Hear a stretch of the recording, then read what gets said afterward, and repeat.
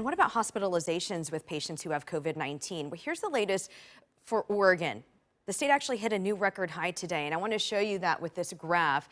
There are now more than 830 patients with COVID-19 in Oregon hospitals, and you see how this spike is right here. And we are taking you all the way to late last year. This is November of last year, and you see how that surge, it then went down around springtime, up just a tiny bit, down in this early part of the summer, back to this surge here, and it's far beyond what we saw last winter.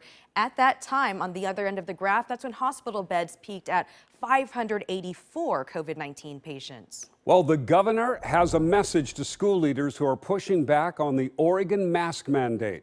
In a letter, she said, don't jeopardize the return to the classrooms or you'll have to deal with the state. Lindsay Nadritz looked into this today and joins us live. Lindsay?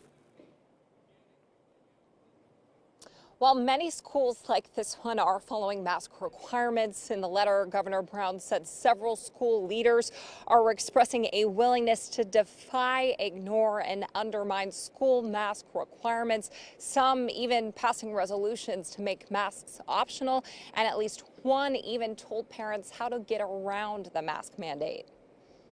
I ask you, okay, follow the mandate that the government has issued. So for us to continue to stay in person, you will need to wear masks. This is what happened at the Westland-Wilsonville School District board meeting yesterday. Several people in attendance refused to wear masks and started yelling.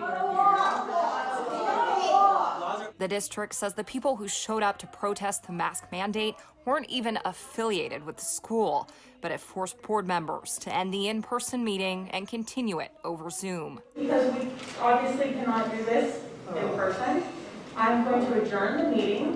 We are going to move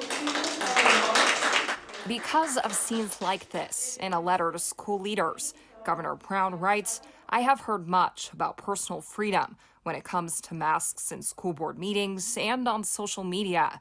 I have not heard as much said about personal responsibility. She also says, I am aware of one district leader who has sent a letter to parents urging them to request an accommodation for their child under the Americans with Disabilities Act, ADA, to avoid mask requirements. The governor's office tells me she's referring to the superintendent of the All-C School District, which is about 2 hours southwest of Portland.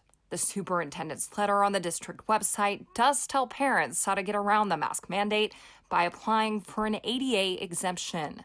The governor called this deeply appalling and offensive to Oregon parents and children with disabilities.